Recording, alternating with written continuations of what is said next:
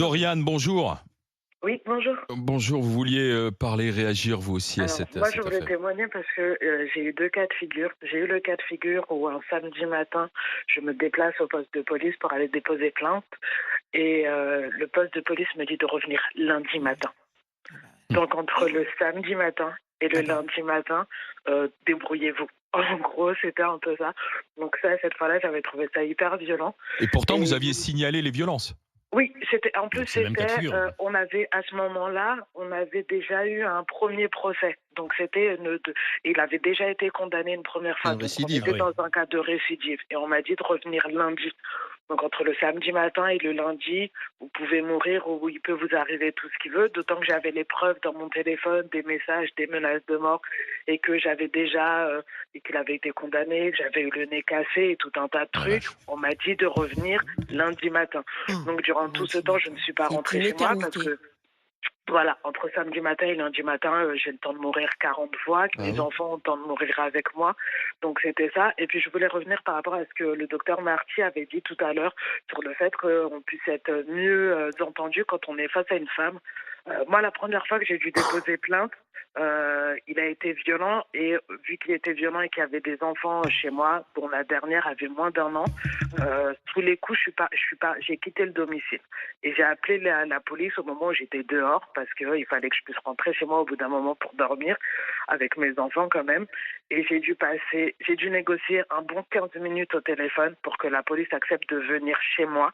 Parce qu'il fallait que je me débrouille toute seule avec mes deux enfants, dont un enfant de moins d'un an à ce Alors moment-là. c'est ça qui est important dans ce que vous dites, Dorian, c'est qu'ensuite, quand vous sortez du commissariat, vous vous retrouvez seul. Bah oui. C'est-à-dire si Ouais. vous C'est n'avez pas de, exactement Mais ça. de oui. famille à Eh oui. proximité ou de gens chez qui vous Ouais. pouvez aller, qui peuvent vous protéger, vous Les êtes seul. gamins, c'est un bon chantage, les gamins. Et là, cette femme, elle s'est retrouvée seule, Seule, bah oui, face seule. à C'est son compagnon. On n'a pas exactement su la protéger, quoi, en fait, Et donc, l'institution, voilà.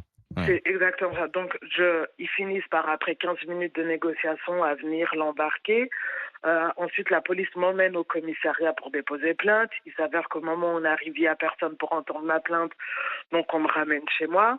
Le lendemain matin, faut savoir qu'au moment de cette violence, il avait littéralement retourné tout mon appartement. C'est que j'avais des bouts de verre, j'avais un couteau de 20 centimètres enfoncé dans mon frigo.